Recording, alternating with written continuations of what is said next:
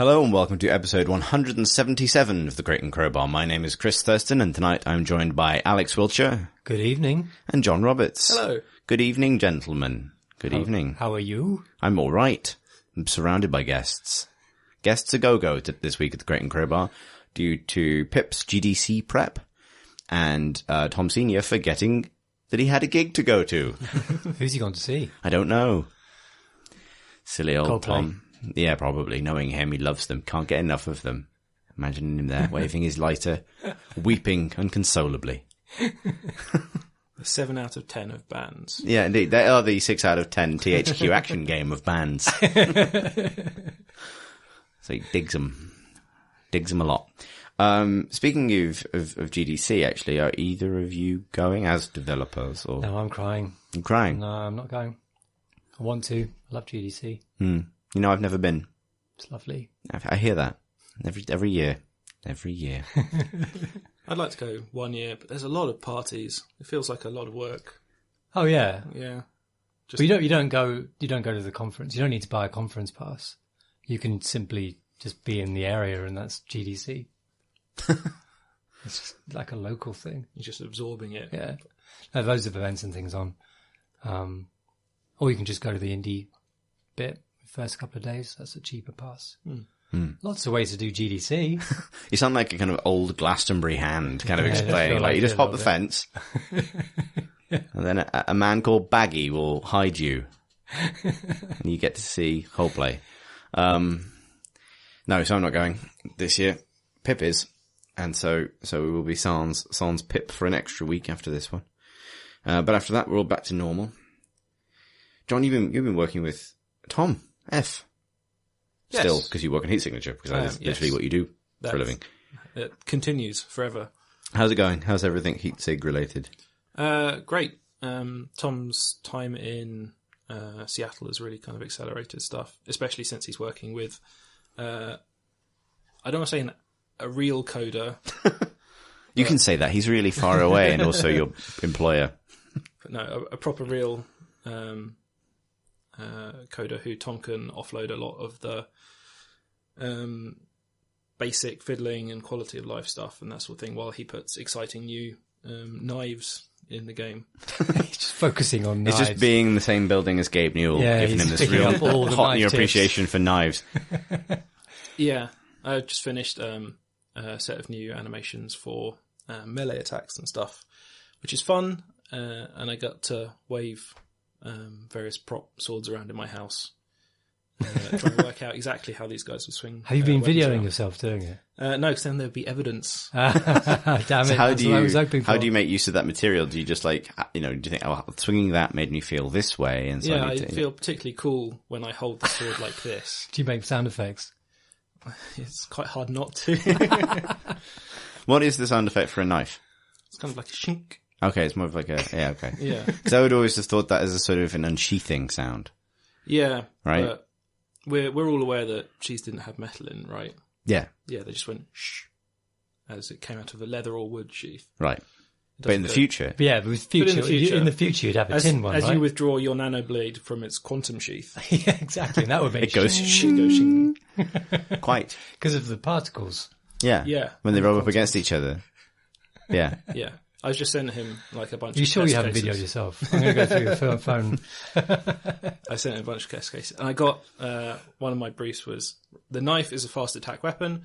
It needs to be able to attack once every 0.1 seconds. And How do you animate for That's 0.1 just- seconds? like with a very few amount of frames, and we run at like 60 frames a second, and then we have slow-mo on top of that, so it's going to work in that situation. But when you just play that animation on loop, and it's like the Flash punching someone, he might like scale things back a little bit after that. Right. Do Or you, you might not. do you feel quite violent after a day of looking at like repeating punching animations? Yeah, it's a nice thing to get into every now and then. You have to work up to it. You paint a lot of rocks, and then you go and do like punching animations, and you get some really vigorous stuff. So hang on, is this Tom scaling up from Gunpoint's punching? Because Gunpoint had extremely rapid, Yeah. smacking a downed man in the face Yeah. forever. Heat Signature has infinite stabbing? I don't So know you what. run out of people to stab. Okay. Yeah. It's the latest kind of system we're working on, so everything's subject to change. But there's a bunch of melee weapons which will allow you to do different things. And in a stealth game, melee weapons are great, especially with our lunge system, which lets you kind of throw yourself at enemies. You bet it does. Nice. Everyone could do with a nice lunge system. I'm going to stop talking now. Maybe we're taking this not in the spirit that it was meant, Alex. I was genuinely interested, Chris. No, I was too. I mean, I love lunging is funny. There's no getting around that.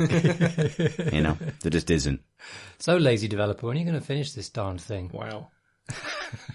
Well, I'm technically a freelancer, so I should be trying to extract as much work out of Tom as possible. That's true. Keep it going. But I think I've got 10 more lunge animations. I think I can probably get another 6 stabs into this nanosecond. It's really important. We need this variation. It's going to sell the whole concept. That'll be great. Yeah. Cool. Genuinely looking forward to seeing what state it's in when Tom returns from his Odyssey. It's obviously shilling coming from me, but it's got to that special state in all games development where you can play at lunchtime and have fun. Right. Which is super great. But based on my own experience, that's when a third of all projects I work on get cancelled. You just got this sense of dread. This is so fun. It's going to get cancelled. Who knows? He'll come back from Seattle and say, making an RTS. I want to go into VR. We're going to make VR knife games now forever. It's actually kind of ironic who I've been playing this week, but we'll get to that in a minute. So a lot of this week's other news has revolved around, essentially, I think a Mass Effect embargo lifting and a lot of information spilling out onto the internet. A tidal wave of aliens banging, which BioWare have been surprisingly open about now. They're not really beating around the bush anymore, but what those guys are actually really about. I don't know if you saw, I think it was their Valentine's Day tweet. Oh, no, It was great. It was just a mock-up of the next Mass Effect novel and framed as the announcement of the next Mass Effect novel. And the title of the book was just Pretty Good Bangin', a Mass Effect novel. So I'm glad that they know what's going on. For me, this is the beginning of actually properly getting excited that there's a big, not only a big BioWare RPG, but a Mass Effect sequel only a couple of weeks away or a month away at the time that we're recording this. Are you excited? ? I am, yeah. I'm genuinely excited to the point of going dark. Yeah. Which is a terrible thing to do for a podcast. No, I'm doing the same thing. Yeah. But I think there was lots of stuff popping up today about the first hour in Mass Effect and lots of story stuff. And I kind of skimmed over everything, and it sounds like the combat is smoother and better, which I guess is good. It's really a pretty good action game, Mass Effect. So, I really enjoyed Mass Effect 3, especially the multiplayer. Just the fact that their combat system could support that kind of co-op wave thing meant it had chops. Mm-hmm. And so polishing things up and adding a jetpack to the mix sounds pretty good. Beyond that, I'm trying to avoid as much as possible. Yeah, same. I think I guess because it's not attached to a story I was already sort of into, I don't have that kind of like the fear I associate with waiting for a previous Mass Effect sequel. The kind of, is this going to be the bad one? I don't think it's going to be disappointing. Hopefully it won't. I like Dragon Age Inquisition. But yeah, I think I'm letting myself get, get swept away in the majesty of beepity boopity galaxy menus. That's all I want. My only worry about, the storyline in particular is, when did that EA survey leak? Was that like 4 years ago, 5 years ago? Yeah, that was accurate. And that was accurate. So things have been in place for 5 years or so. What was on the survey? The names of characters, the basic premise of the plot, and it's all turned out to be true. Wow. And that makes me a little worried. That feels a lot kind of designed by committee to me. They do that for every game. They did that for Dragon Age as well. Right. So I think if there's a committee involved, my guess is that it's BioWare's committee. And I know they do a lot of things in big groups. They tend not to have sort of, as far as I'm aware, like particularly kind of like auteur writers or auteur designers. Just the way BioWare work, like it's a big writer's room. Different writers take ownership over particular characters and they kind of come together on the overall shape of plot lines and things like that.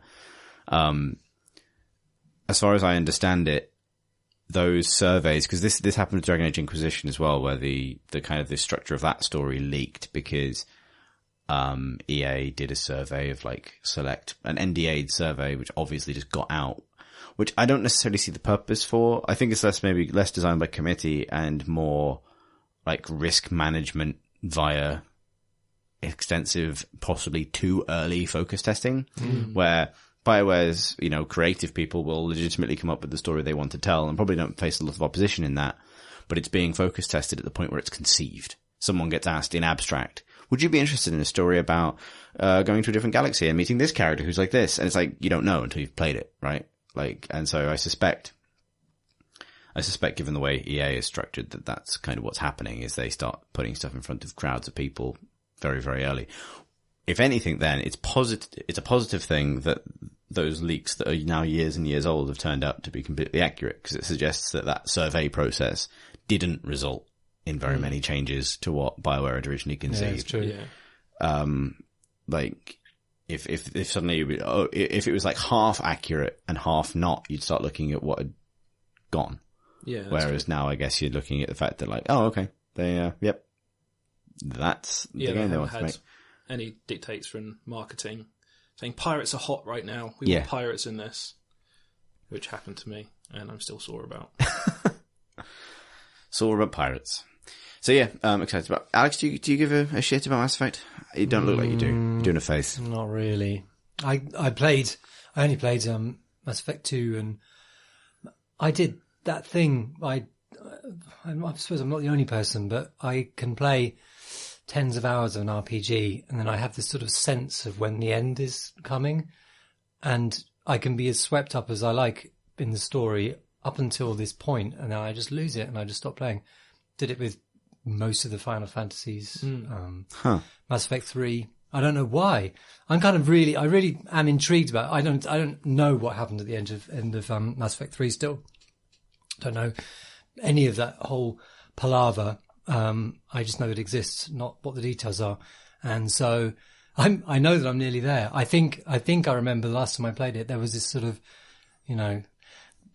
we're off to do the thing. And I can't remember. And I just stopped. I don't know why. Very weird psychosis. Sounds like commitment issues to me. Yeah. I think it is. Well, you know what? I think I thought before that it was a not wanting it to end thing.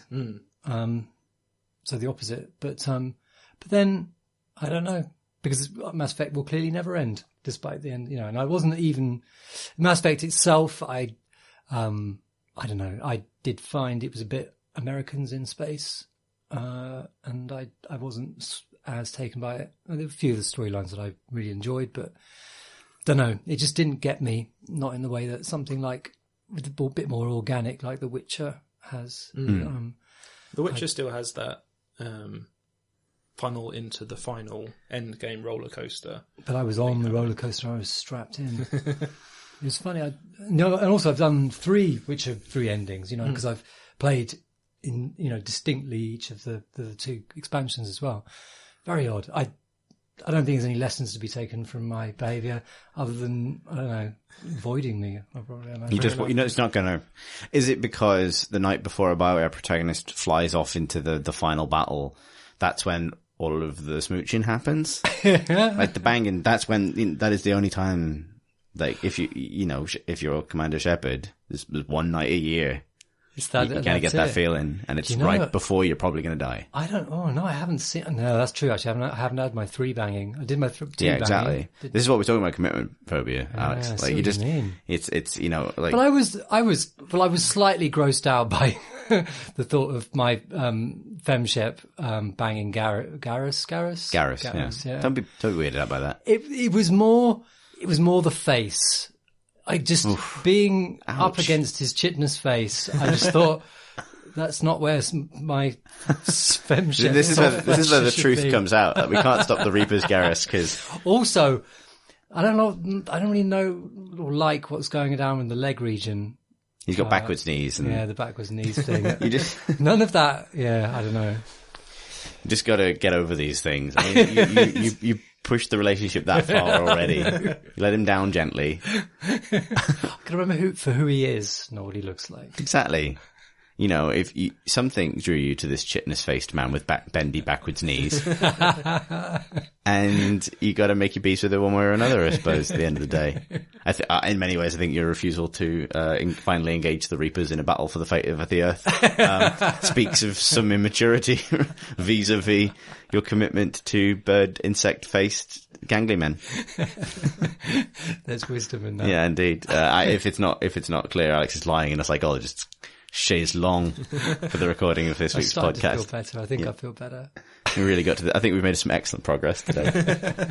But you should give Andromeda a go, see if you feel differently, because if anything, it's a whole new galaxy full of weird but nonetheless humanoid people that you can boink.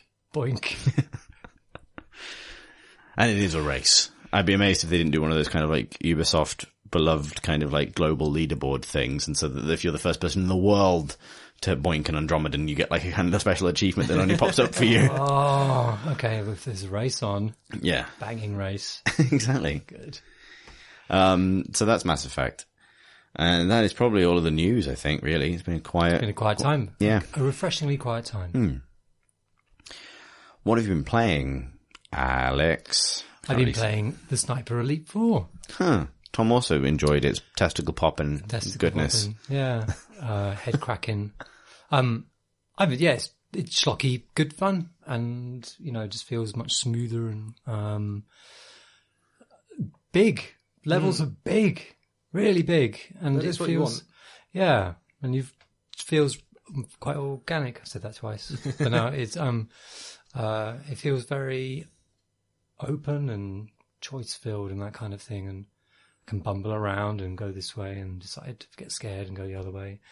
The fighting I found is really tense. There was a really good level I enjoyed with a big bridge where there's a train that's got a massive gun on it, and this gun is kind of massive artillery thing shooting at allies or something in the distance, and it's covered in guards. And where you start in the level, you can see it. And you can see a sniper on there, and you can see some people, and you can tag them right from there.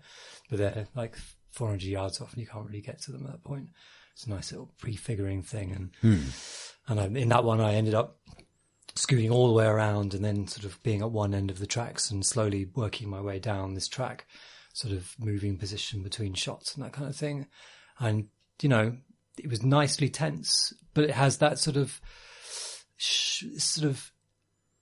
nothing is serious as well. And aside from the testicle popping, you can get into all sorts of trouble, and it doesn't have that sense of, you ought not to be, seen. This is a stealth game feel to it. It's like you run away and you go back again. It's got the shooter kind of body count thing. An nice. Interesting way to do soft stealth failure.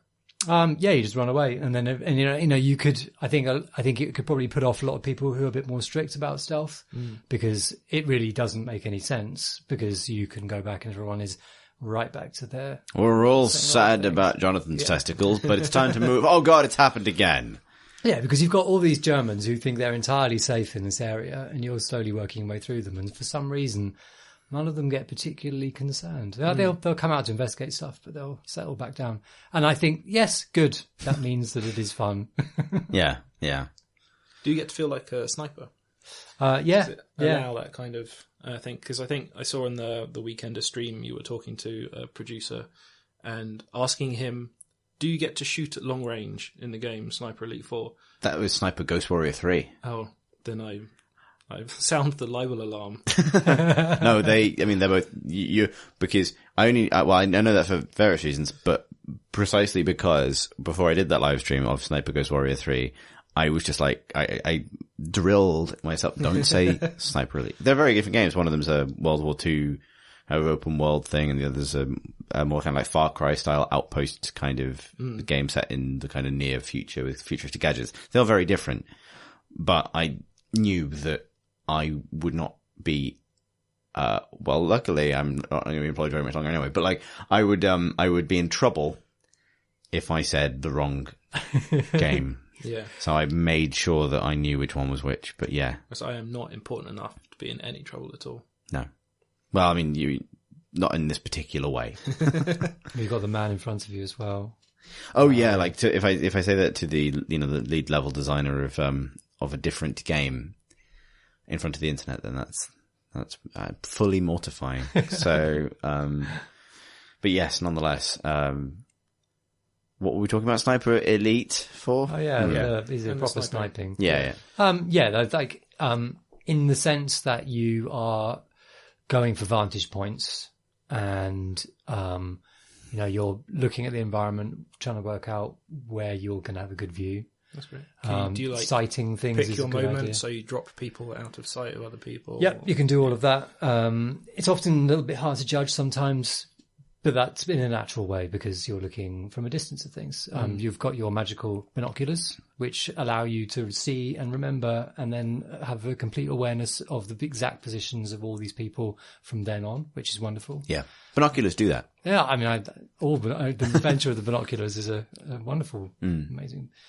So yeah, you got the positioning, and then every level that I've had so far, I've only played maybe 4 levels into it, and everyone has managed to contrive a repetitive noise, which will mask your shots. Right. So like the artillery firing. Yeah, so you've got artillery firing in the train one. You've got there's a loudspeaker, propaganda loudspeaker in the previous one, and there's a plane just going overhead every so often in the first one. And that gives a sense of timing to it. And because the pattern to it is quite different for each one. So the train one, that artillery sound isn't very long. So you've got a short window to use it. So there's a timing element to it as well. And then waiting people to patrol to a certain point. You can get people to find a body and they'll come towards it often. They are not afraid of your sniping at all, which is gratifying as well, even if kind of not exactly kind of realistic.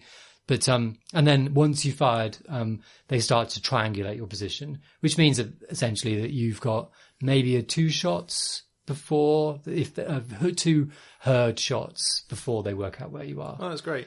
And then you don't just find the perfect position and mow down. You can't. Yeah, you can't do that. They'll come for you. And there's a little system where you can see the position they last saw you in as well. There's a little kind of red outline of you, if you run away, so you know where they're going for, and that allows you to set up traps and things so you can get yourself seen, lay a trap there, run away, and they'll kind of blunder into it. So there's loads of stuff going on, but it's all really immediate, really fun. But it has that Hitman feel as well, like the new Hitman, where the levels are really big and they offer lots of different ways to do the same things. And that's kind of feels great, actually.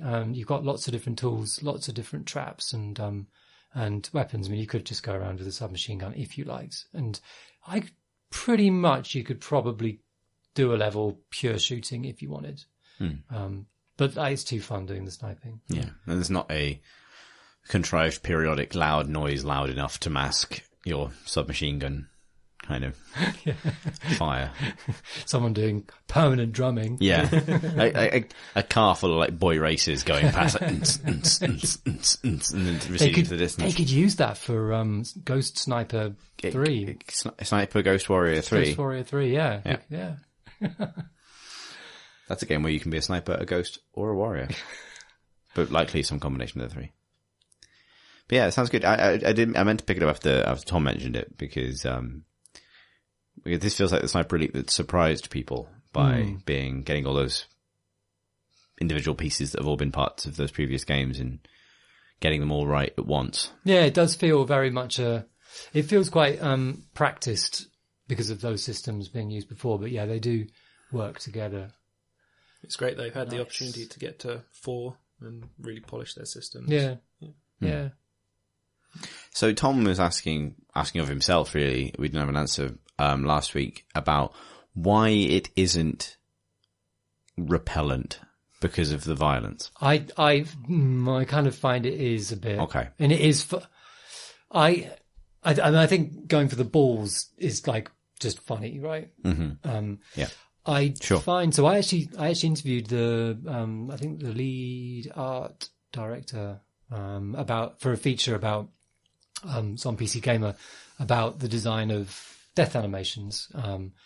It's been up. I think the piece has been up, went up last week, and I spoke to the lead art director about how the deaths are made in Sniper Elite, and he told me all sorts of interesting things about how the kind of it from the moment you pull the trigger, it knows whether you've made a killing blow, and then it makes lots of different decisions over whether it's going to show you an animation, and if so, where's the camera going to be? What effects? Is it going to be black and white? Is it going to have a vignette around it? How do I frame this testicle exploding? Are you Get a Snapchat filter where it's got little bunny ears.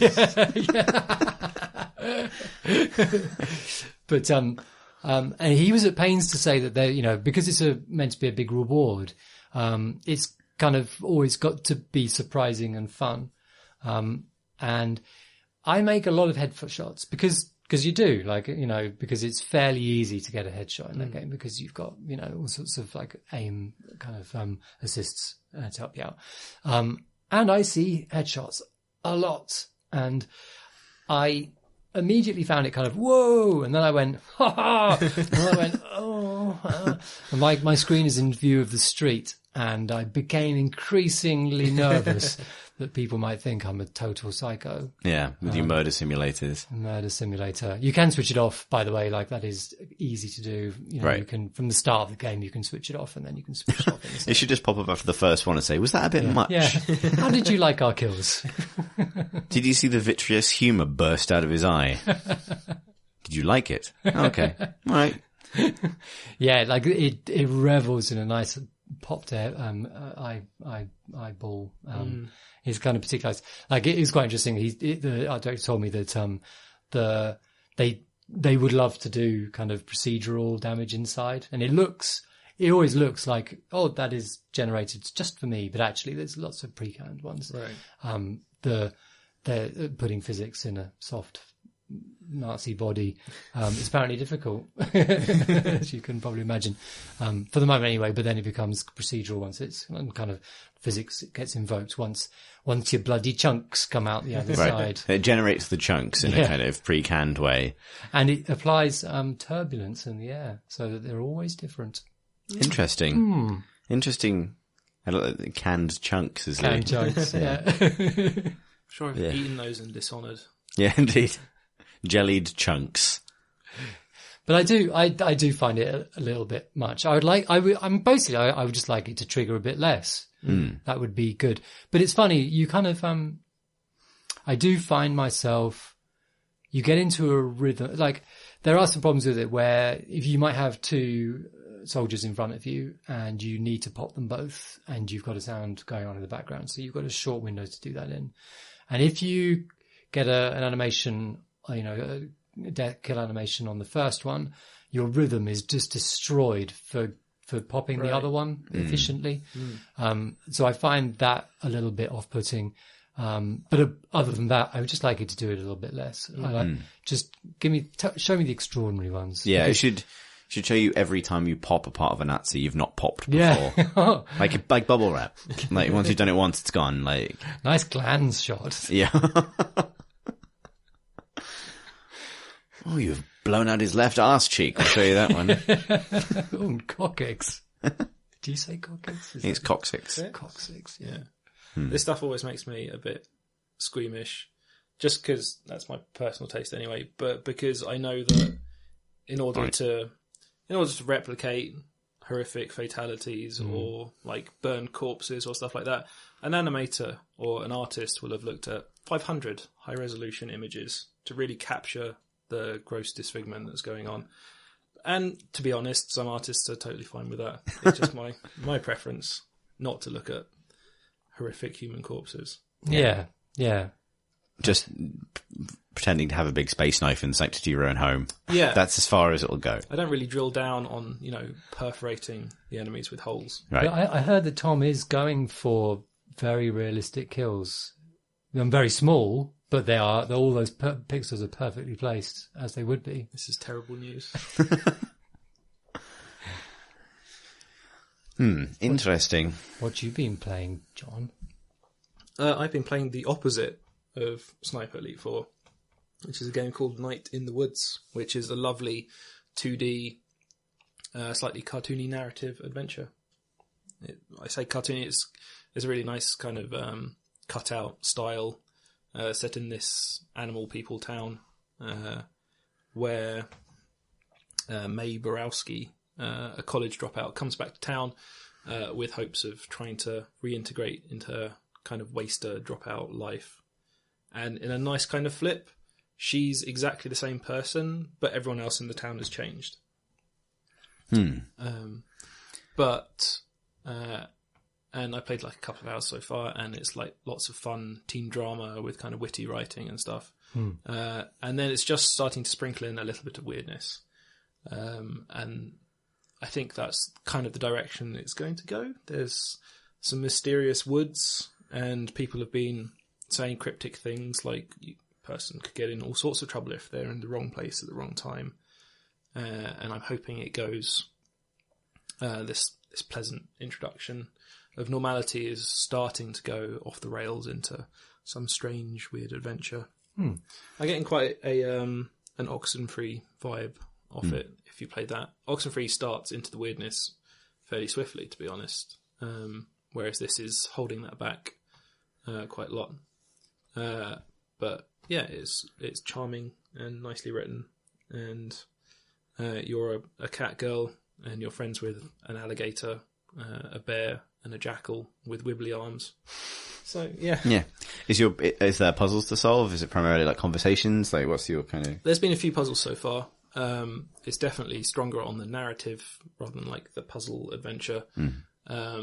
There's some kind of cute mechanics where if you interact with certain things, the screen zooms in on it, and you get like a big cartoon cat paw that you just move around with one of the sticks and just prod at stuff, and that lets you do kind of more in-depth interactions like stealing pretzels or accidentally electrocuting yourself.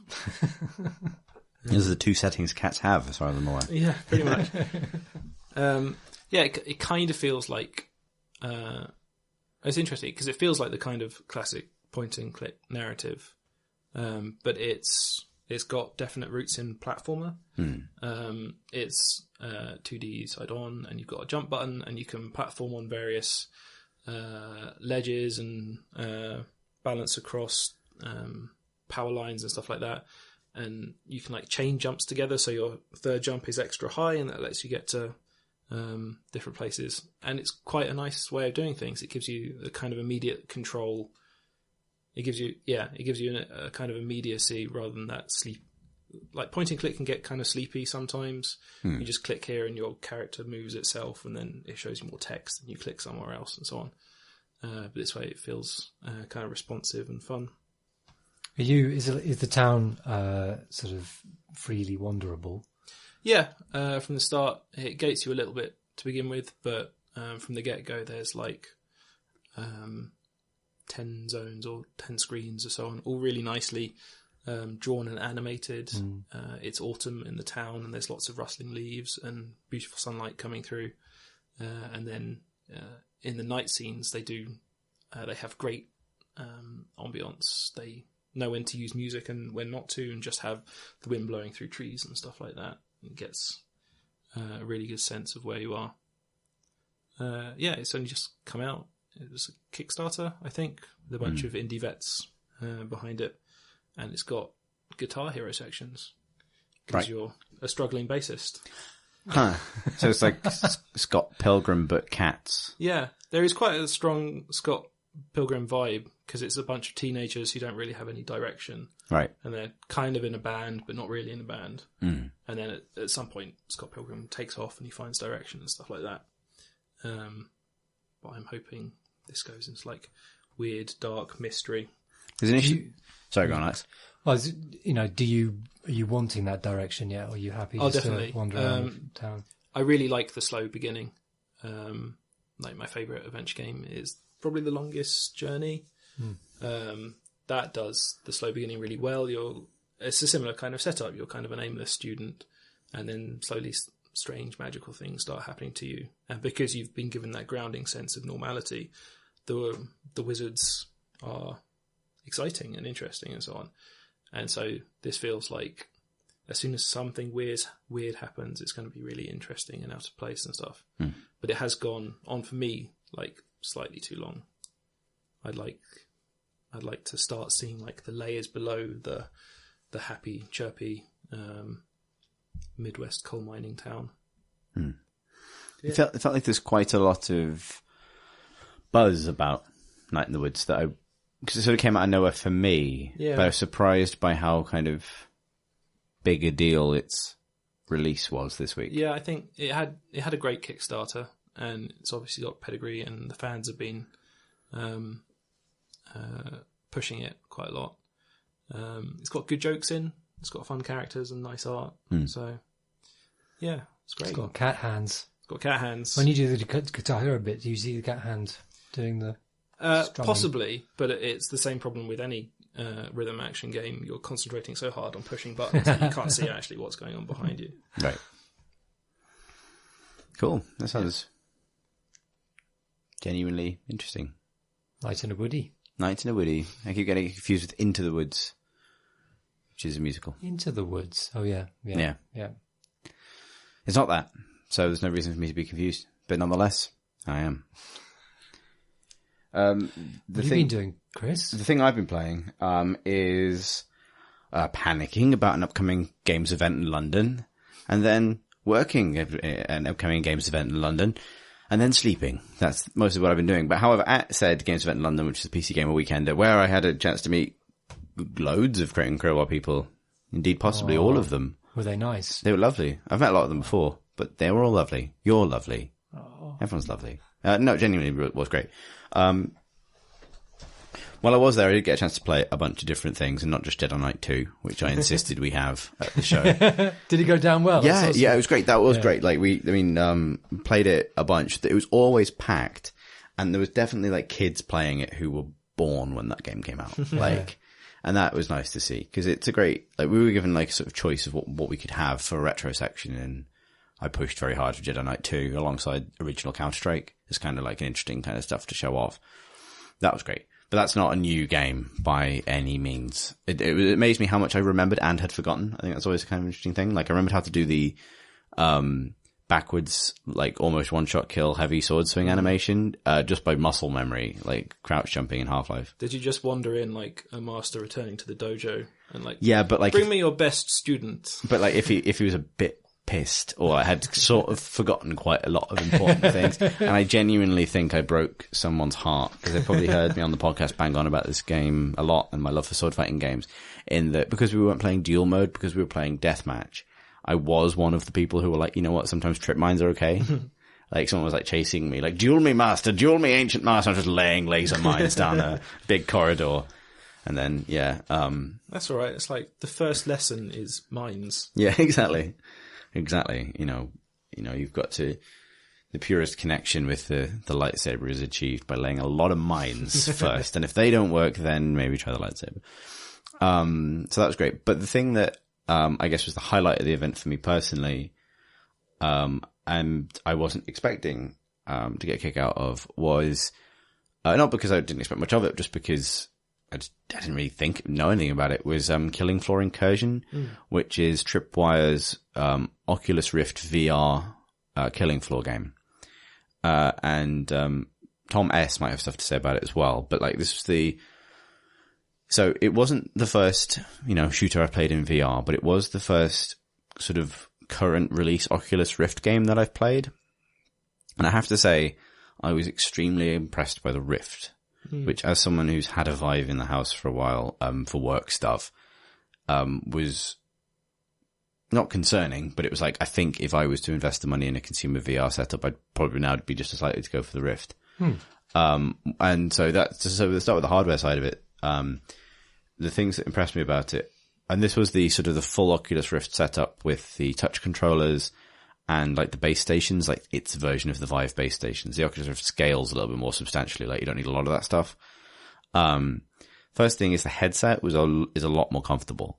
Like, less fiddly to put on, fewer cables, or at least better consolidated cables, and built-in headphones, which make a big difference. Like, I still think VR as a whole has a problem with, it's great if you have someone standing next to you whose only job is to chaperone your experience and make sure you don't kill yourself. And they haven't fully solved that problem, but I think they've gotten a little bit closer because the fact that you have fewer things to pick up after you've blinded yourself with the helmet means that, and fewer things to configure, like headset, which is plugged into a port on the back of the headset, like a sound, headphones that are then plugged into the headset and all the rest of it.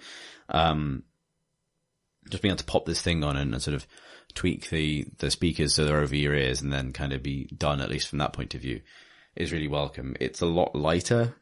It felt kind of more rigid, but more comfortable because of that. Like less sort of like elasticated strap feeling, more like a cage over your head that fit quite well. I know Tom Senior found it far more comfortable wearing glasses. I don't wear glasses, so like that's never been an issue for me, but I know it's been an issue for him with the Vive. So that was genuinely impressive. And then once I was in, I didn't really notice any difference in screen quality than normal. I got into it quite quickly. I think it helps. I'm used to VR, so I could sort of sink into just, okay, I'm in VR now pretty easily. The touch controllers themselves are great. They're much, much smaller than the Vive paddles, but with kind of similar buttons, like kind of a grip and a trigger. And they have analog sticks on them rather than the Vive's, pad. Touchy pad. Are these the ones that let you open and close your hand? So they can detect they can detect, like your index finger, thumb, and then all of your fingers, basically. So they don't have granular control of your middle finger, which I believe is just so that you can't flip people off in VR. But like if you take your thumb off the analog sticks, it puts your thumbs up. Like it knows that you're not touching them. So, at least in this game it did, right? In Killing Floor. So you can, it feels a lot more natural. What interested me so with all that stuff in mind, so Killing Floor Incursion is a full Killing Floor game. Arguably a more substantial Killing Floor campaign than they previously made, because all of the Killing Floor games to date have been functionally like multiplayer games first and foremost, designed that it's a map that you play on a server and it's like wave-based zombie monster defense. And you can go to a shop and stuff, and maybe you travel around the level a bit, but it's like an arena, really. Whereas Incursion is a 2-player co-op adventure game, that has puzzles and like sort of a story. I didn't really pick up a lot of the story because I was trying to listen to it while also at the same time having someone tell me, guide me through it, while at the same time sort of doing that awkward show floor thing of not really being able to like settle into just sort of absorbing stuff. But the section of the game that I played and can talk about, I did play some other stuff around it, but I'm sort of limited a little bit in what I can say in some cases. I'm going to say everything that Tripwire's president John Gibson said on my live stream, because if he said it on that, then it's probably okay for me to share a bit. But the demo they were showing off was like you and a co-op partner exploring like a spooky farmhouse. But I know that the environments in the game go beyond like sort of rustic horror. And so when you load up and you do some sort of calibration stuff, you kind of equip your gear and it kind of teaches you about grabbing things. And in part, it's a little bit like Raw Data, which I've spoken about on the podcast before, which is like a cyberpunk Vive action game, which like this,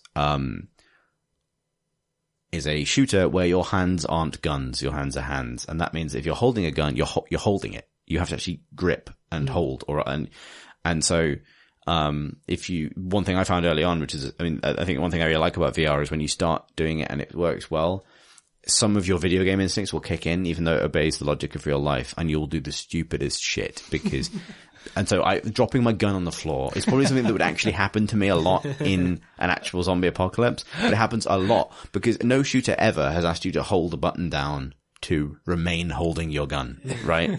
Like to treat it like an object apart from yourself. It's always your hand is a gun, basically, or whatever. Or even your head is a gun because you just point it at things and shoot.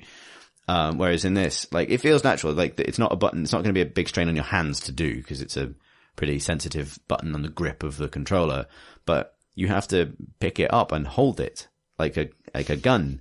And if you let go, your hand opens and the gun falls on the floor because everything is a physics object and it's very detailed with its physics. So, like, I've just dropped that. Shit. And then you have to point at it and press the pick up button. It's quite generous with its radius for picking up, so you don't go scrambling around on the floor. And also anything that you've holstered will regenerate in its holster if you lose it, which is one of their kind of abstractions just to make it a little bit less punishing to be an idiot, where you immediately drop your gun and can't find it and then get mauled to death by zombies.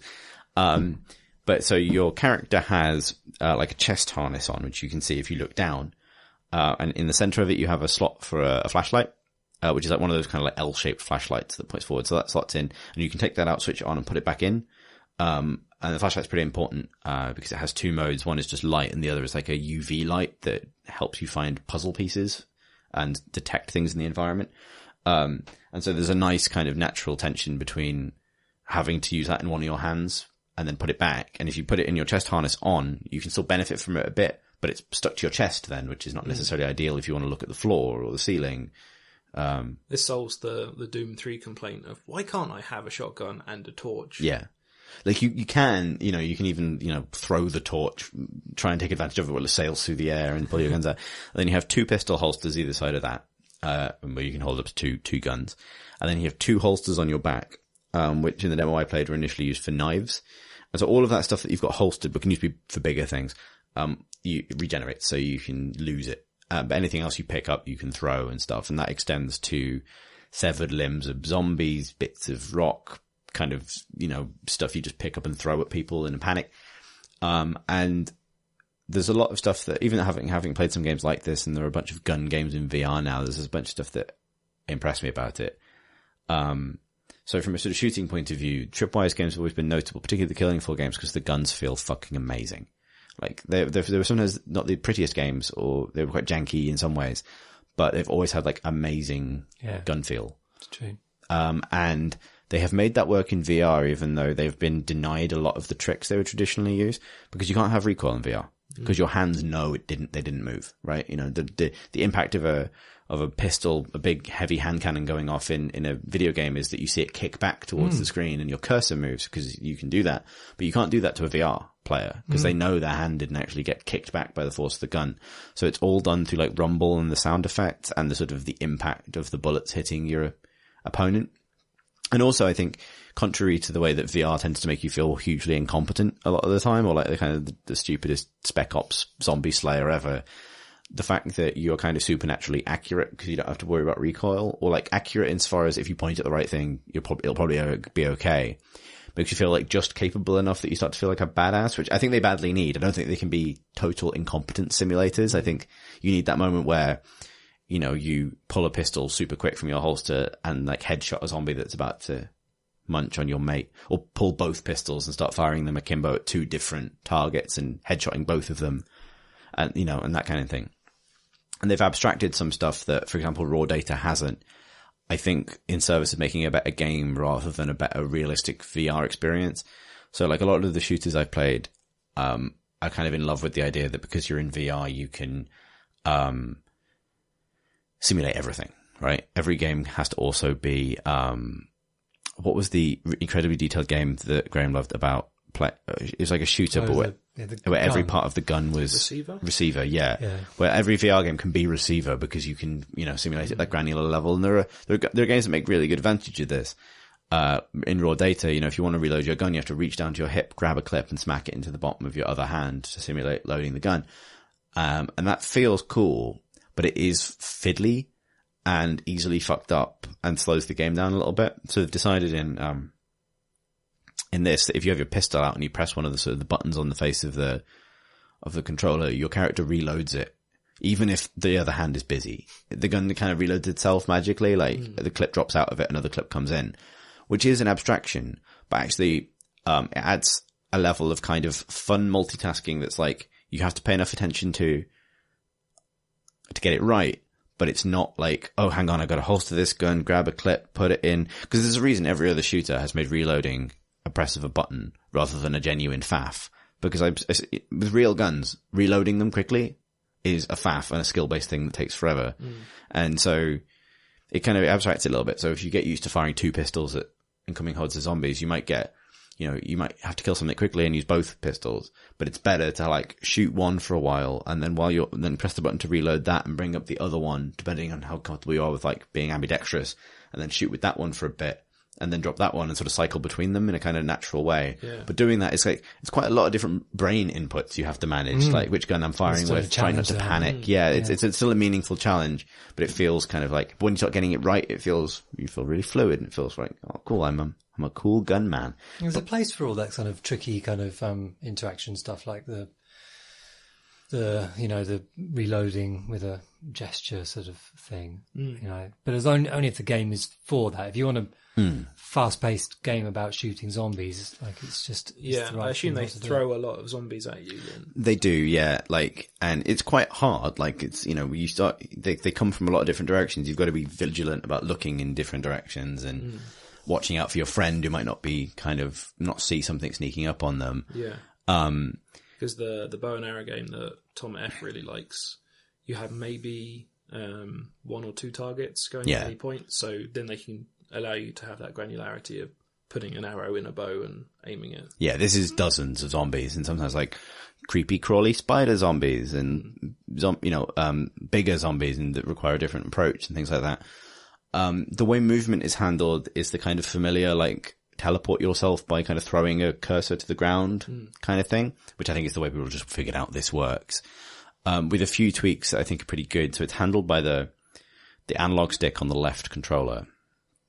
And when you push it, it gives you that cursor and you can kind of throw yourself to that position. But while you're kind of pushing it and you've got the cursor to position in front of you, but you haven't like committed to the teleport yet, you can rotate the analog stick and that rotates an arrow in the middle of your cursor and that determines your facing when you teleport out, which is really good because it allows you to choose between I want to teleport straight forward and be facing the way that I'm facing now, which is quite simple and quick. And I want to teleport forward and spin 180, which is often what you want to do. Yeah, and I would have thought that added a bunch of unnecessary faff, considering you can just turn around. Well, so what it does do, the other thing that the stick does, if you're not doing teleporting, if you just flick it left and right, it spins you 90 degrees, which is also fine. And what this means is that when you get used to that, you don't do a lot of turning. You do a bit of like shoulder turning, but maybe not like all the way down to your feet. You're doing looking rather than you do looking. And then if you see something at the corner of your eye, you flick yourself 90 degrees to face it.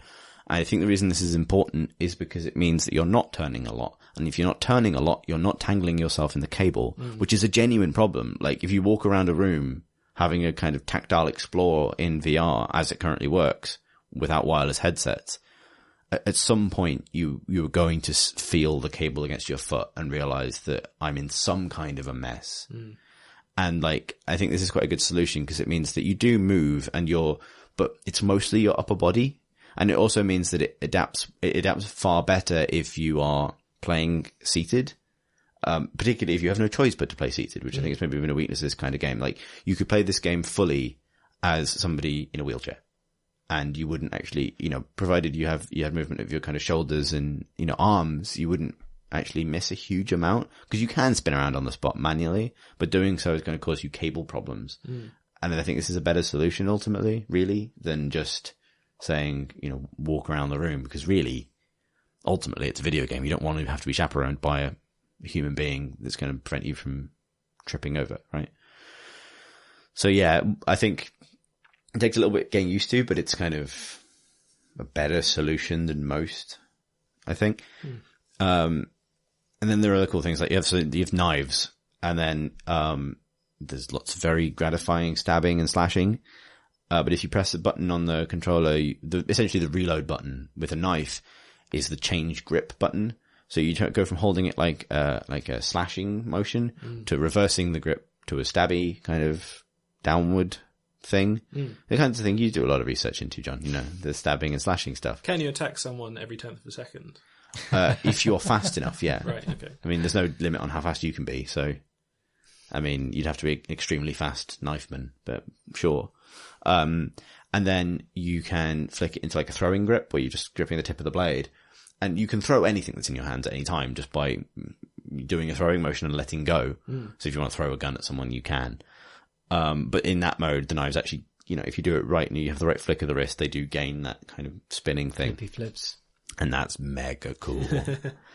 Tell me about the dismemberment. So zombies fall apart pretty easily. A lot, particularly if you hit them with knives. They just bits come off them, shoot them in the head. It also has killing floors slow-mo, which is kind of a cool thing. Like if someone headshots a zombie, it goes into bullet time for both players. And you can obviously still move it. You know, it doesn't force you to move slower in real life. So, but it actually kind of feels great because you're like, now it feels like it's not wrong to kind of abstract that too much. You know what I mean? It's kind of like, now we're magic bullet people. And then you kind of like gun down some stuff. It's good. So it doesn't feel too weird when your partner.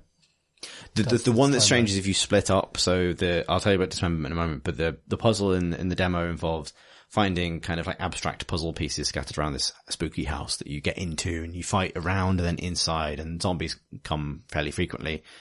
And you're encouraged to find them with the torch and then carry them, and you have to actually carry, they're a thing you then have to carry. So if you want to, probably the sensible way to do it is have one of you carry them, with a gun in one hand and the other one carry a torch and a gun. And so you escort each other to and from the place where you need to return them.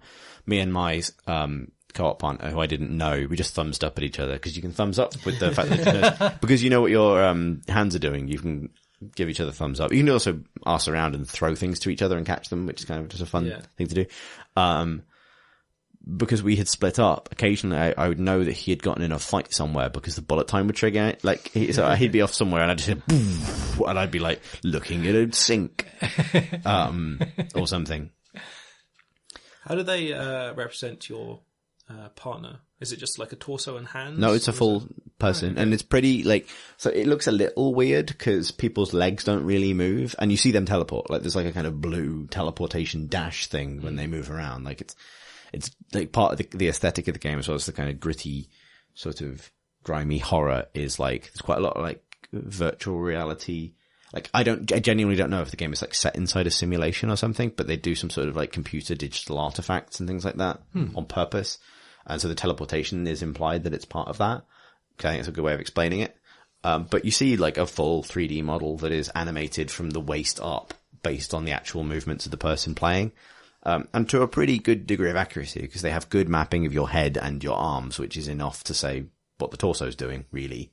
Like, it's not like your arms are going to have rearranged so they're on the front and back of your body. Like, they kind of can tell. And it's convincing enough that if you wave at people, it's genuinely a little moment of like, oh, hi. Or whatever. Or give someone a thumbs up. You can point as well because you can do your index finger. So if you want to say like, oh, where was that? You can point, which is kind of neat. The dismemberment actually ties into that quite well because once bits have fallen off a zombie, they despawn if you move too far away from them, but you can pick them up, look at them and waggle them. They're all physics-enabled objects. If you pick up a head, its jaw is fully kind of thing, so you can waggle it up and down. You can do Hamlet with it if you like. You can throw it at zombies, which doesn't really do a lot, but it's funny. You can throw them at your friend. You can, walk up to your friend and go like, whoa, in their face with them. Like, all the things you would dream of doing in the zombie apocalypse necessarily. So it all works really, really nicely. The thing that was in the stuff that I played but can't talk about, but that John talked about on the live stream at the PC Game Weekender, so I'm sure it's fine, is the pump action shotgun, which is fucking great. Oh, because you're pumping the action. Yeah. So you, so it's a two-handed weapon, so you store it on your back, you pick it up. It respects your handedness, so I was, gripping it with my left hand and holding the front with my right, 'cause I'm left-handed. But it's a decently well-simulated weapon, except the sort of the stuff about reloading being a little bit easier, which means that you can grab it and kind of pump it and, be standing there shooting and pumping it and shooting it, which feels great. Cause you feel like, what's his name now of, Dark Place? Dean Lerner from Dark Place. You do actually. Like the weird absence of recoil actually fits that kind of stiff upper body, like Dark Place is a good frame of reference for it. Evil Dead is probably the other one. But no, Dark Place, if you haven't seen that, I'll put a link in the show notes because Dark Place is one of my favorite things, but it's one of the best things. You don't shoot plates. So summoned by a spooky psychic woman. But that's another game. Yeah, that is another. I would play. Let's make that game. Alex, do you want to make Dark Place VR? Do. Yeah. Come on, all three of us. You can do the daggers, John. I'd love that. I'd love that and to the bit. Plates. Yeah. Have you had animated a plate before? Yes. Whoa. What? Plates on sticks for a Disney minigame. There we go. He's Wow. done it all. Then this is the perfect gig. First Crate and Crowbar game. Yeah, exactly. Yes, indeed. And using someone else's intellectual property without permission. Yeah, basically like Dean Leonard. But like the wonderful dichotomy of these VR games is when you get into them and you get comfortable enough with the controls that you can enact your will without dropping a gun on the floor or all the rest of it, is you feel like the coolest motherfucker in the world. But outside, the people on the show floor of the BC Gamer Weekend are queuing up for the first session of the day because you, a member of the press, or in that case, a member of the events team, have gone in early before the show opens in order to have a go on it. You look like the world's biggest dickhead. There's just no going around that. You don't look like John Wick. You look like a prick. That's More Wick, prick. yeah, Wick. exactly. And that is a kind of wonderful thing. But like one of the things is that like it's not a sort of having to pump the shotgun. It's not just an animation. You have to pump it to, I don't know how guns work, put a shell in the tube to make it go bang. Like it's I think it's to the bang mechanism. yeah. But if you kind of want, you can like pump it once. So there's a shell ready to go. Kind of like stick it up over your shoulder and then like fire it one-handed, like Ash in The Evil Dead, while throwing someone's head at someone else with your other hand, or waving a knife around, or firing a pistol with one hand and Does sound really loaded good. shotgun in the other. It's like, yeah, it's good. It was good enough that I think Tom Senior and I walked away thinking like, do we want to own Rifts now? Yeah. And it's maybe one of those things that you kind of maybe doesn't justify that vast expense for what would be like maybe a 6 to 8 hour kind of fun campaign. But certainly the best VR game I've played in terms of, maybe not in terms of like all the overall experiences or the kind of inventive things VR can do, but certainly the most successful adaptation of a traditional video game to VR that I've played. It didn't just feel like a proof of concept or like just a room with stuff in for you to play with. Yeah, it felt like, okay, this is meaningfully using this technology in a way that's made a video game that I'd like to play, and it's only fun because it is using this technology and everything feels cool. And you can get ahead and you can surprise your friend with it. Yeah, exactly. Like I'd love to play through the whole campaign with a mate, you know, just to kind of like, Presumably it's online, right? yeah, I think we were on network PCs. Yeah. It's not going to be split screen. I just realised just how stupid the question was. So you each stick half your face in the Rift. You got one eye each. Yeah. Yeah. And so I think there's even like a microphone in the Rift headset, so you can use voice chat and hear them through your ears, which is how that works. So yeah, I had a grand time. That was, I mean, I've played a bunch of other things. I think Tom will have more to say about the show because he played some great indie stuff there, but my favourite was just standing in front of a bunch of strangers looking like a total wanker while waving two knives around like Rambo. Or not like Rambo. No, not like Rambo. Like a bell end. There wasn't a pun on Rambo, so I went the rest of the way. My son is, who's 11, and he is desperate to get VR. So he tried, Tom F's, Vive. And he spent 2 hours, had to be dragged out of the headset, playing Job Simulator almost exclusively, and has been desperate to get one ever since. Or what's the point? For me to get one. He thinks for his birthday he's going to get a PlayStation VR. I don't know if he is. Because I'm convinced he's going to have 10 great hours for the price of 600 quid or something, or like PlayStation VR isn't that much better. You even get a copy that we could get one at the moment. Yeah. I mean, you're literally buying him friends, though. Think of all the people who are going to get invited around. That's true. Because it's interesting. There was a school Christmas fair, and someone had brought their. I don't think it was even Oculus or Vive. I think it was some sort of cheap headset plugged into a PC with a kind of a roller coaster thing on it. You know, really wasn't state of the art at all. And had a queue. They were charging £1 a go, and there was a queue for it. Yeah, so like wow. Yeah, I mean, maybe that's how you pay for it back. Yeah, put him on the road show. Yeah, exactly. I don't know if I told this story on the pod before, but I did show my mum VR, which is one of the sweetest things I've ever seen. just because of her particular attribution of value to certain things. I just showed her the very basic stuff from the lab, Valve's kind of VR experiences kit. So like the one where you're standing on a mountainside and it's all done with sort of photogrammetry of like, mountains in Washington State and various other places. And she was amazed by that and kind of loved like looking over things and seeing the kind of hearing the sounds of the wilderness. Totally unbothered by the presence of a robot dog that she could throw a stick for.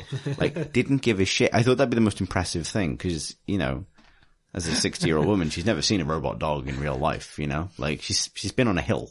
Mum, this is your only chance. Yeah, and to see a robot dog. But I was trying, I was watching what she could see through the monitor, and it's like, look down, Mum, you see this, and there's like little yappy little, telescopic robo dog looking up at her like, throw a stick for me, I'm interactive.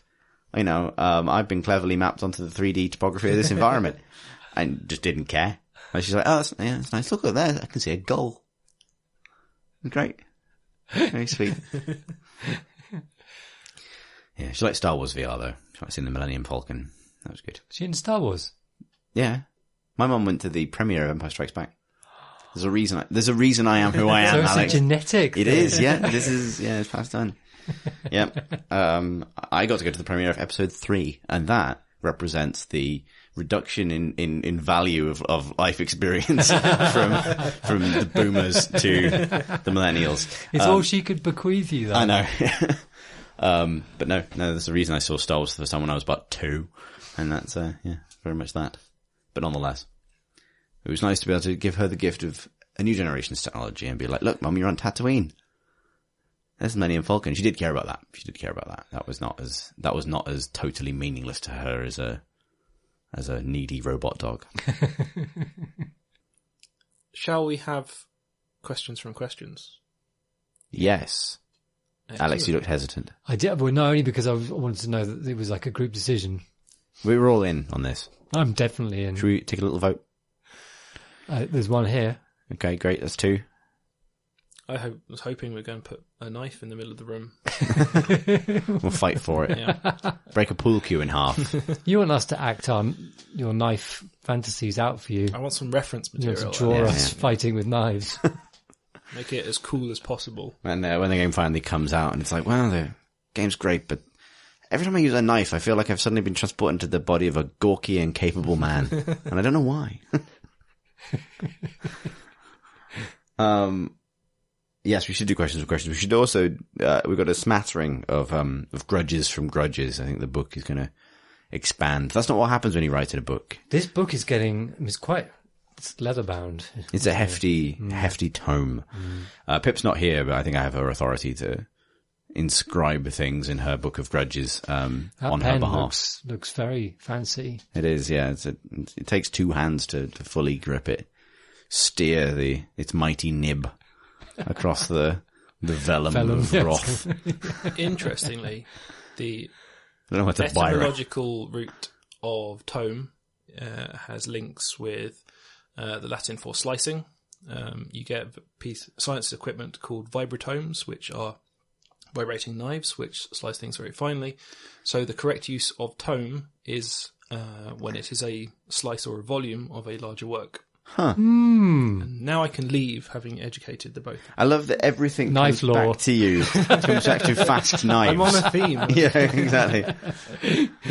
That's good. So basically what you're saying is this is a series of Grudges, of books of Grudges. Yeah. I mean, so if we refer to a tome, we are referring to maybe a section of the Book of Grudges. Yeah, like J to K of the Encyclopedia Grudgianic. Yeah. With the UI section. I don't know where we ended up, what bollocks Latin we came up for it last week. It all went a bit Warhammer 40k at one point, and I think we're pulling that back. But nonetheless, we do have some fresh entries, so we should get to them shortly. First up, though, Caroline writes, Dear Heels and Shoehorn, I would like to play a game where my character could wear a dress. I would most like to play a game where they could wear a blue gown and move like Max Payne, but I'll take anything at this point. Saints Row 4 almost did this for me, but the dresses were a bit leggy, to be honest, and I felt weird. Thank you all so much. It's been a rough few weeks and your podcast has been a source of comfort, Caroline. Oh, you're welcome for the first part. For the second part, it's a hard one trying to figure out games that have Well, I can think of lots of games where a long dress looks like a kind of weird lower body board. yeah. Yeah, dresses are pretty tricky. Especially previously, all we've had to do is we've had to animate long dresses. You had to add a bunch of bones all around the rim, and you need some sort of soft body cloth physics going on to really sell that long cloth. But it does mean that we might see a lot more of them in the future. I saw a nice cloth physics catches up. It wasn't a dress, but I was playing the Hokkaido level of Hitman the other day, and he starts off the level wearing a long kimono, which is, fundamentally dress-like, and that looked good. It flopped, but not in a too airy way, so it didn't look too strange when he was sort of running quickly, sort of things. It wasn't sort of bearing his underneaths too much. But yeah, I think maybe technology can point us the way towards a dress-filled future. It's You couldn't see Agents 45 and 46. I don't know what that even means.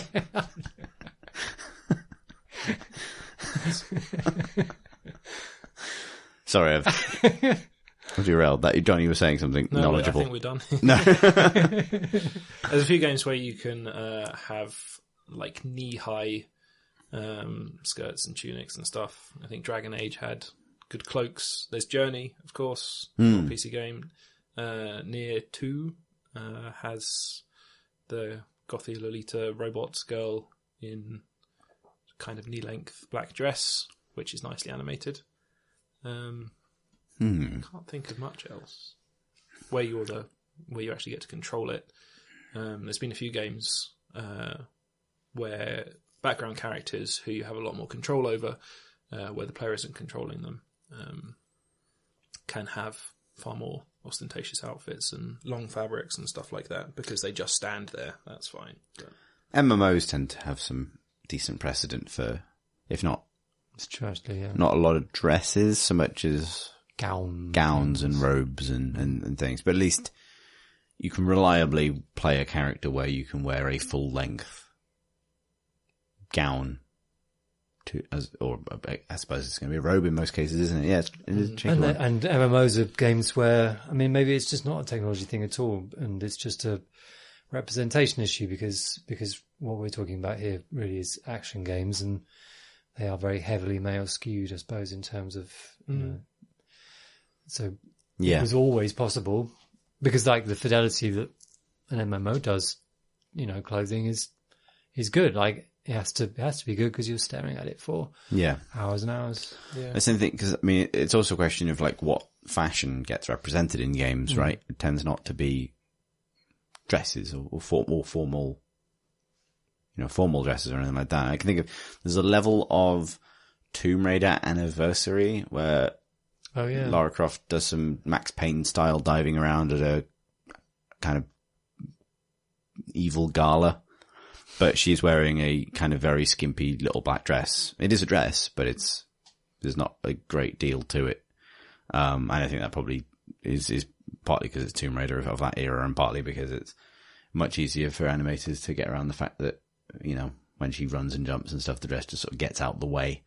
I suppose it's more believable that you could be agile without a lot of... Yeah, I suppose so, yeah. If you're not wearing if nothing's going to restrict your movement, because she still needs to be able to do all the things the game requires her to do in terms of long leaps and that kind of thing. But it does let you jump sideways while firing guns at people while wearing a dress, so that at least fulfills some part of it, even if it's not a lot. Has there been any beat-em-ups fighting games?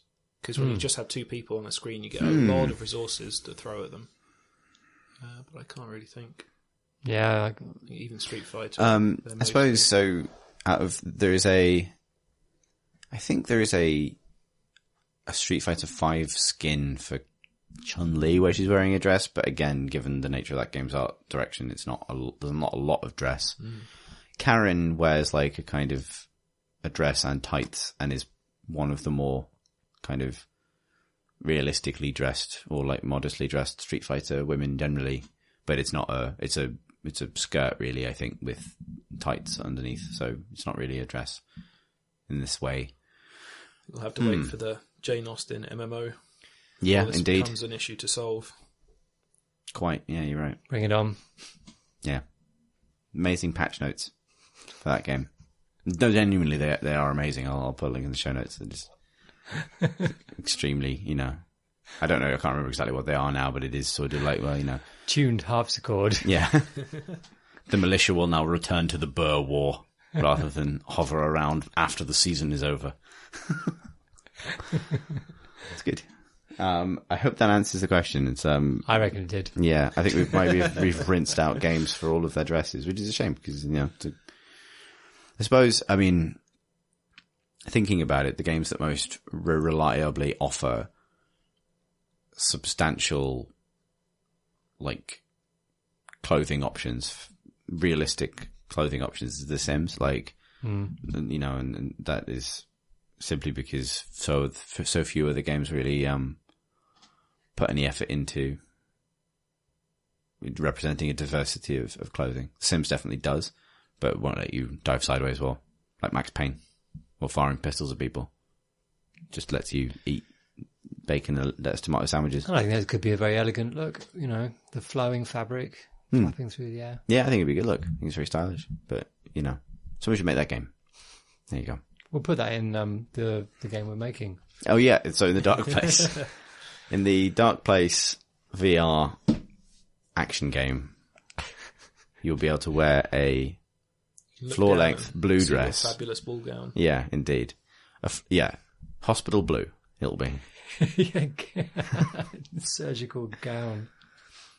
Indeed. Why not? Jonathan writes, I'd like to add one more annoying instance of unskippable nonsense to the Grudge book. As is tradition, Civ 6 has your communication with other civs in a separate screen. The animation of other leaders is well done, and it gives them a good sense of character. However, very frequently they will just grab the entire screen to say, I like your boats, or just fuck you. You listen to them acted out in their actual language, Sumerian is incomprehensible to me, and then it shows a summary of their comment, with the only option being goodbye. It infuriates me to no end. It's half a second's worth of info, oozed out over a minute. While you can speed it up slightly with escape, I can't believe that the poor playtesters who played hundreds of hours of this didn't revolt, which he points out is minus 10% to game creation speed, minus 3 gold. Very good. It got me thinking, how about this for an idea? When I play RPGs, I start by reading every flavor text and dialogue, but after a while I always end up skipping through. What if instead you could hit a button at any time for a written or voiced TLDR? And he gives the example, for 7 moons we've been plagued by mysterious, and then you hit the button and it says, vampire werewolves. Over there, go. What would your TLDRs be for a quest in a game that you've played? All the best. Jonathan. That's a good idea. There's a good idea. A game that did something similar to this was WildStar, the quite good, arguably doomed from the beginning MMO by Carbine, which is sort of like an attempt to just make WoW better, basically. And they sort of solved the problem of no one reads all the quest text in WoW by limiting themselves so that the story was told at multiple levels, but if you did just skip through everything, there would always be a tweet-length, basically little phone call you could get from a character request giver anywhere in the world that would just give you the information you needed. So all of the quest stuff they were doing, they restricted themselves to, you have to be able to put it in a tweet, which is, there's a bad man. He's got all of our, wing nuts. Please kill him. And then that'll be that. And it actually worked quite well because it means it matches the pace at which you play. So that was a good choice. But they still included the big chunks of text that you could dig that stuff 5% out, of people read. but it was more optional. I think it was more like codex entries that would encompass a couple of quests, if I remember right. With those just individual snippets of like almost barks, just to drive you to the next actual thing to do. Yeah, because what you get in most games is sort of speak to Alphonse. Yeah, Alphonse, and you go, I don't know why. Why are we talking to him again? Yeah. How can I tell that he has something for me? Like just because he's got an exclamation mark over his head. And I'm going to write 3 paragraphs about my missing pumpkins. I think recently people have gotten better at solving this, and it's mostly because of codex entries. So they basically flipped it on the head. It's like, go here and talk to this about the mass relay or whatever. It's like, would you like to know more about mass relays? Yeah. So I say yes. Yeah, indeed. You want to read all of that. Or back to front every time you play. But a quest, like my suggestion would be Knights of the Old Republic, which like 5 seconds into it, they could just say TLDR, you are Revan, and just cut out a whole load of nonsense. That's more like skip to the end than like TLDR. Yeah. That's like TLDRing the game. It's kind of one big quest line. Yeah. I guess one of those couldn't TLDR would be BioShock, because it's quite important. Like, quite important. It just says, would you kindly? Yeah, just would you kindly just do everything you're told to do for the next 12 until hours. the end. Yeah.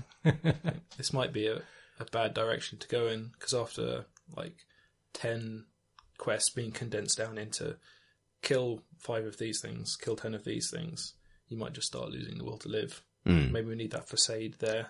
I think you need to be. I think what is life without flavor? That's what I say. Or the flavor could be more naturalistically, put into the rest of the stuff, so you don't need to be told stuff. You could be shown stuff. Yeah, old rules storytelling. Give me the flavor. That's what they say. Let it all be the flavor. Yeah, why isn't it Take all me to flavor? Flavourtown. Indeed. TLDR. Take me to Flavourtown.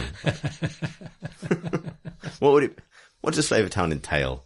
Is it like in like Avalon? Is it just supposed to be like, does it represent like a dream of storytelling? Smells of meat, I think. Yeah, I know. I just imagine it being incredibly savoury for some reason. Really savoury. Like it's made of like beef jerky or pepperami or something like with a shitload of seasoning. Yeah, exactly. Like, it's quite cheesy Flavourtown.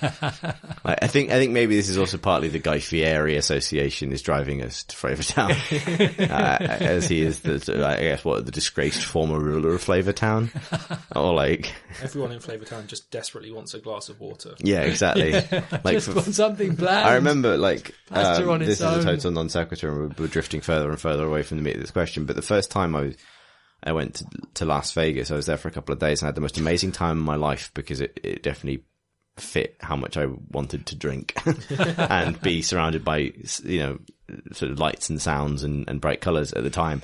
But immediately afterwards I went to Seattle, which is a wonderful place, one of my favourite cities on earth, but it is temperate British style. Yeah, flavourless town. It is grey, right? And it was such a, and I think Seattle has flavour. Yeah. But like if you go there immediately after Vegas, it is like a return to like, I just wanted some ready salted crisps. It's that feeling of flying into Heathrow from Somewhere Sunny and like, it will be raining and it will be grey. Like that. Yeah, it made me feel very at home. Yeah. But also very numb, which is a lot like being at home. So this, it's good. But that is that was, I think, Vegas is one of planet Earth's flavour towns. It was good to get out of it. Coventry. Yeah. Is Coventry Flavourtown? Oh yeah. I've only been there a little. Really? Yeah. It was a very bland nightclub in Coventry. I wouldn't have described it as Flavourtown, although the club may well have been called Flavourtown, because that's exactly what you would call a nightclub for teenagers in a sort of Middle English town. Maybe some of the listeners tonight are from Coventry and can tell us a little bit more about its indeed. flavours. What are Britain's tastiest towns? And what are Britain's? What is Britain's Flavourtown? Flavoriest town. How did we get on this? I don't know. Would it be something like Glasgow? Maybe that's a flavourful town. Maybe no one wants to follow this avenue of inquiry at all. There's no interest in this. All right. In terms of what we're talking about, shorten text and get video game quests. Take me to Flavourtown. Indeed, yeah. Please deliver these crates to Flavourtown. We haven't heard from Flavourtown in some time. Can you go there and restore the communications antenna? Restore the condiments. Indeed. You can, as soon as you complete this quest line, you can fast travel to Flavourtown. Climb the highest steeple in Flavourtown and synchronize the flavoriest flavour. So to unlock all of the flavour nodes on your flavour map. Just a sound of a fat eagle diving into some bins. God, imagine the pigeons in Flavourtown. God, wretched creatures. The seagulls, greasy. the seagulls of Flavourtown is the Tennessee Williams play that that never was. What are we talking about? Dear, I think there's a lot of if I was to abbreviate any TLDR, both this and to return us to the question, if I was to pick a quest from a game to the TLDR, it would probably be basically every main quest plot in Fallout 3, which I would TLDR to. Where's your dad? He's not here. Yeah, shoot some guys. Yeah, exactly. And everything else is just meaningless. I was trying to remember the Bloody Baron one, which would, I think, go down to bury your baby, or no, dig up your baby. I think, which is probably a little bit in bad taste, but depends which half of that, and whether or not you're at the seaside. I think we've murdered that question, and I think it's ironic that the question about don't you hate it when games waste your time, that's a good 10 minutes of and yeah, it's just I'm going to call back to it at the end so we can't cut it. yeah, all right. Noel writes, "Hi gang, in this week's episode of Elementary, the American Sherlock Holmes TV show, the murder victim was a professional streamer whose main game looked to be a Dota-like called Skystrike Titans. He was killed while showing off a new champion who wielded a glowy sword. What do you think is a special innovative mechanic that distinguishes Skystrike Titans from its competitors? Bonus points if this special feature could drive someone to literal murder. Thanks for reading, everybody." Noel. That's a good question. It is. I haven't watched Elementary ever. But I think that's a good name for a game. Skystrike Titans. Yeah. It's completely believable. If you totally told me believable. Skystrike Titans, Amazon Game Studios, 2018, I'd be like, yeah. Yeah, Twitch integration. Yeah. I'm there. Indeed. Get me the season pass. Yeah. Yeah, no, they done well. Like, I don't know. I saw some pictures from this episode and they've definitely, hired someone to do some work in Blender to make it look like the game exists. What would it be? It's got to be totally literal, so therefore, it's going to be like a karate chop coming out of the clouds. You die in the game, you die in real life. If someone in a match lobby tells you to fuck off and die, that actually happens, which would be lethal in Dota. I think, maybe the feature would be things that are said in chat in a MOBA come true, which would be the deadliest high-risk Russian roulette thing you could ever really enter into. Balls exploding everywhere. Oof. God. That's cross-genre. I hope your balls explode. Actually, it's not something I've heard in a Dota lobby, I have to say. And I've heard a lot. Now you can introduce it. Yeah, exactly. People often take it a lot better if you're creative with it, I find. Not that I've had an extensive experience of abusing people online, really, but nonetheless. It's good to know that television still has no idea how to do video games at all. At all. You'd think, but... It's because TV isn't content for video games just to exist in a parallel. Like, games for us, they're just a happy place we go to. But TV drama needs the game's events to leak through into real life. And also to have someone explain endlessly what is going on. You'd think maybe at some point you'd say, well, there's a lot of ways we could set up for a young internet famous man to be murdered and that to be the basis of our mystery without having to present something that our perceived audience knows so little about that we'll have to give some real script room to just explaining the rudimentary concepts of all of this. You don't have to do with any other context, do you? You say, like, this young man was in a band and he may have been murdered by his bandmate. They don't have to, like, back up a bit and say, like, okay, well, rock music. Like, yeah, I don't know. Rodolfo writes, and this is more of a factual kind of intervention. I was listening to an episode from a few weeks ago, and while talking about dystopic futures, you mentioned Command & Conquer's psychic dolphins bemoaning their non-existence. I just wanted to point out that actually Israel has already used trained dolphins with sensors attached on them to spy on Palestinian fishermen's activity off the coast of Gaza Strip. Thanks for the lovely crowbarring, Rodolfo. That's good. You were on That's that episode, weren't you, I Alex? feel better. Yeah, I feel better now. Well, it's more that, like, you know, we said, you know, maybe that's the dystopia to live in, but oh no, that couldn't possibly be a thing. So in a way, it's not a comfort to know that. I suppose not. And also, I'm not comfortable with its use, really. No. They were, like, helpful dolphins. That'd be good. Yeah. Yeah, why haven't we trained dolphins for any purpose other than war and frolicking? They're fascinating. Well, they do frolicking best. Yeah, exactly. Exactly. Another animal we've ruined. But what about war bears then? Because I think War bears? I think Red Alert 3 had war bears, didn't it? Did it? Yeah, I think so. A red alert. I genuinely thought you were talking about real life then. There was a bear. There was a Soviet bear attached to a unit in World War II. Was there? Yeah, there was. Who used I to wouldn't carry want- ammo, I think. What? An ammo carrying bear? Yes. I would be nervous as a soldier that maybe my own side isn't necessarily on my side if I had a war bear. I mean, you know, humanity's traditionally used horses or donkeys for this kind of thing. So technically there's no reason you couldn't pass off some of those responsibilities to a bear. And it is the most Russian thing imaginable. But at the same time, yeah, I'm with you, Alex. There's a certain degree of like, we've taken one of the Earth's most dangerous animals and we've armed it. The last person to kind of run out of ammo has lost his hand. Yeah, exactly. When Boston Dynamics Creations finally take to the battlefield, you'll wish it was actual real bears. Yeah. They're falling over, running out of... having to run after them with a great big battery pack.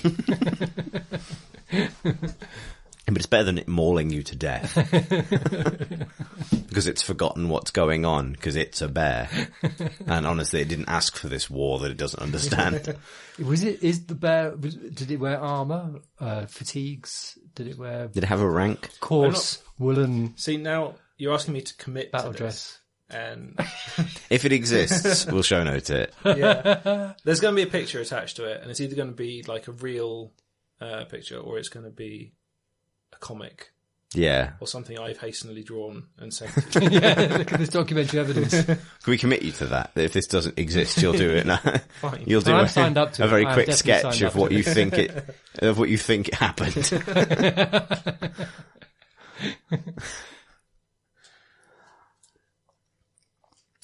Michael writes with the first of the evening's full Grudges.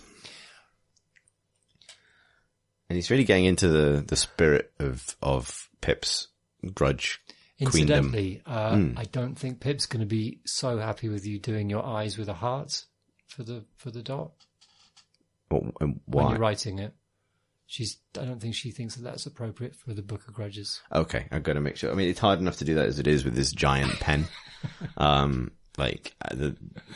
Simply the illuminations on the fringes of the manuscript are difficult enough.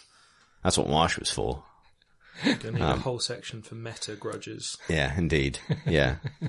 That's actually a whole other level. That's another tome. Indeed. Anyway, first of tonight's Grudges begins from Michael. Your Majesty, I greet thee from the snow steps. I'm going to start this again. Don't do alliteration, everybody. It's cruel. Your Majesty, I greet thee from the snow-swept wastes of Edmonton, Canada, less than a league from the hallowed grounds of BioWare, which brings me to Baldur's Gate, a game I remember fondly, except for one barbarian that I still hate. These 20 years later, Minsk, and his damn miniature giant space hamster, Boo. I respectfully petition your Majesty to sentence Boo to suffer his remaining days as part of an am sandwich. Your servant, Michael. Lovely am throwback there. I don't know if the Book of Grudges has judicial power over the lives of hamsters, necessarily. So I don't really 100% get this. What was wrong with Minsk and Boo? They never really struck me as objectionable. They're a little bit whimsical. Right. Very whimsical. The mad game's ranger got elves in it, lads. Yeah, maybe the giant miniature space hamster was taking it a step too far. Right. But to be fair, Boo never actually said anything. It was all Minsk. So it's a little cruel. Yeah, you could say it was all him. It is a very kind of Pratchettian gag in a game that otherwise doesn't really go anywhere near there normally. Exactly. Like, yeah. Exactly. It's that feels like a classic example of a fun day in the writer's room. Yeah. Which is sometimes a fun day outside of the writer's room, but having worked on a magazine team for a long time, I know what the jokes are that you cut right before the magazine goes to press, because it's hilarious to you. It's Boo. Boo's the joke that you cut. Yeah, maybe. The grudge that is scored. Indeed, yeah. Yeah, that's the one you, that is... But I think a lot of people do call... like Boo, because he's, of all the characters, and Minsk, I think of all the Baldur's Gate characters, he's probably the one I see referenced the most. He did get a comic book series. Did he? Yeah, Minsk has a comic book. Good lord. And the Forgotten Realms people doubled down on it, and it's either like a Spelljammer supplement or just a Monster Manual somewhere that has a giant space hamster in it. See, that's where you know that your joke's gone wrong, that you have to double down. Yeah. In the office at PC Gamer, we call those jokes drill savages. Because of the era a couple of years ago where there was extensive office refurbishment and we had to listen to an extremely loud drill all day, every day. This is probably after your time at Future. Yeah. Every day. And we thought it would be hilarious to insert the word drill into the magazine everywhere, to the point of replacing Phil's first name with drill in every instance. And then we got like hours from deadline and we were like, this is fucking stupid. No one finds this funny other than us, and we have stopped finding it funny. And we've just added half an hour's work to this issue of the magazine as we go back and painstakingly remove every instance. Like find and replace on the entire mag for Phil and Drill. Or Drill and Phil. Yeah. Yeah. And that gave us the Drill Savage, which is not to be confused with the Delay Thompson. Which is a pun that makes no sense and is hilarious in the office. But so that was when we were trying to come up with a headline, and vaguely related to this, a headline for a short news story about Pillars of Eternity being delayed. Back when that was a thing, it got delayed by a couple of months, and Andy Kelly turned around and went out completely apropos of nothing. Delay Thompson, which is a pun on the name of 70s American sprinter Daley Thompson. British, sorry, yeah. I thought it was American. Right, yeah, British sprinter, yeah, you're quite right. 80s. Well, no one likes a pendant.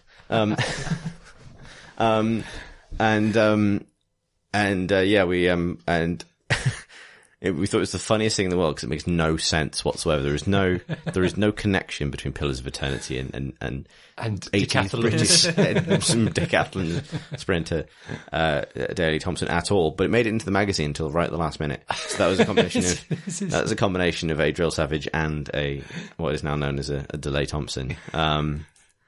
This is just a little peek behind the curtain of things writers think are funny until right at the last minute when they should probably have cut them. And I'm proud of us that we've got a pretty good track record of not committing to that stuff, except when we obviously do. Which you doubled down on. Yeah. There's definitely plenty of jokes that have been stuck with long past the point where they were funny even to us. But yeah. But no, I can see Boo as potentially being an example of that phenomena. There was a good fun day at Black Isle or something. Everyone had a great time. Oh, he's got a massive space hamster and he talks. But it's tiny. And he's really hard. It might just be the slightly delayed internet backlash. Like lots of that's. Like, is there backlash though? I don't know. Just us and who? It is kind of like the companion that everyone Michael remembers from Baldur's Gate. So if you have enough people enjoying something, then there will be an internet backlash against it. Yeah. That is actually very true. We have to figure out exactly in what way is Miniature Giant Space Hamster Boo a consumer rights issue? But we're a podcast backlash rather than an internet backlash. That's true. So that's more and fine, we're kind of joking. But you're quite right that the irony doesn't necessarily travel very far in these circles. So I'll get the change.org petition for his removal and a public apology from Black Isle put up. Could we get Parliament to discuss it? We could put a petition. I think we need 100,000 signatures. Easy. Parliament should discuss is Boo annoying or not in the computer game Baldur's Gate. Not got anything better to do at the moment. Tom Watson would be in on that. Deputy Leader of the Labour Party. I can't believe he dabbed.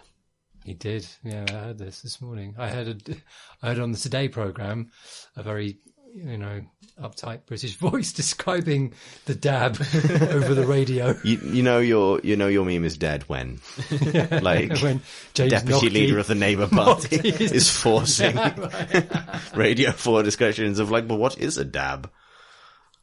Like, this is the state of parliamentary democracy now, I think. Don't know what's going to be next. Hilary Benn invokes Harambe in a... Yes, I think, year-old internet memes are the best for Parliament. Where is Flavourtown? How about that? Screams Are they paying Jeremy taxes? Corbyn. Yeah, exactly. Do you know that like 100,000 people arrive in the United Kingdom from Flavourtown every single day in an undocumented manner? Trying to escape the unending terror of Flavourtown. They just want a taste of boring, cardboard, tasteless Britain. They want our boiled beef. They just want a piece of unbuttered toast. They're sick of it. But we turn them away. Oh, it's getting a bit real. Our final email and grudge is from Russ, who addresses his grudge to Pip, but as we say, we'll commit it with the giant pen to the book of Grudges and all of its tomes in her honour. Dear Miss War, he writes, further to your podcast of the 17th instant, which he clarifies is the current month if you are a civil servant in the 50s. So this is the tone we're going for. I take pleasure in enclosing my own submission for your Book of Grudges. Replaying Mass Effect 2 recently, I became aware of one of the most minor yet inordinately irritating game design choices it has ever been my misfortune to experience. A large part of this popular piece of computer-based entertainment consists of using lift to move between the floors of your space vehicle, like some sort of interstellar block of flats. Moving from floor to floor, the player is treated to a largely orange-coloured series of animations in which a red box moves excruciatingly slowly up and down its space-based elevator shaft for what seems to be a measurable fraction of eternity. I have a solution to this cosmic drudgery, I thought. I recently acquired a fast SSD drive to use for games, so without further delay I moved my installation of said Mass Effect 2 to my new speedy friend. Eagerly I loaded the game and stepped my Commander Shepard smartly up to the lift on the bridge, anticipating the speed with which I would now be able to receive pearls of wisdom from my eccentric crew. Alas, it was not to be. The red box still crawled through its orange landscape, now seemingly laughing at my efforts to foil its tedium-inflicting ways. A little research on the internet revealed that this, if you will forgive my indelicacy, arse-clenchingly boring bit of design was a deliberate choice by the designers. The only way to alleviate my misery was to replace the animations with some blessedly brief ones that a kind soul had created. I beseech you, Miss War, to record this vile act in your Book of Grudges. I remain your obedient servant, Russ. So that's true. The lift animation in Mass Effect 2, which is interminable, waits until it is loaded, and then it is very slowly gone to the floor you're actually going to before loading it, let you into the game proper, which is done to maintain, I believe, the integrity of the lift. You wouldn't believe it if it just dropped you out whenever. You got to believe that Shepard's really there watching the slow animation as it slides towards the thing, which is ironic because Mass Effect 1 was famous for its excruciatingly slow lifts that you actually had to stand in while they went down to the place that you were taking you, like a masked loading screen. And they replaced them with loading screens in Mass Effect 2, only to add an animation of a lift going up and down that they forced to complete before they would let you out. I'm excited to find out how Andromeda fixes this. Or doesn't.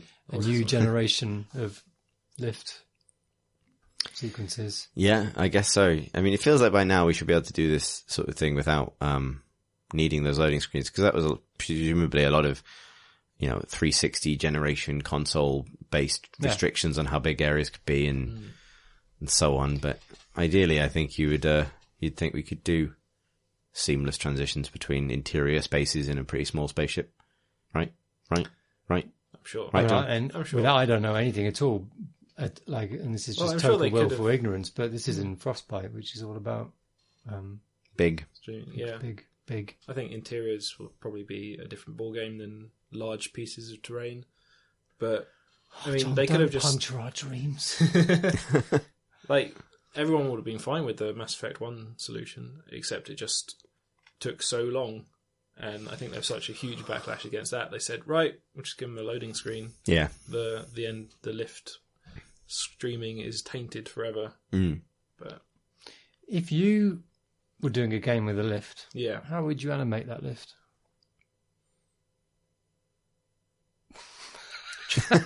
John's doing like So a half... he looked across at me, askewed.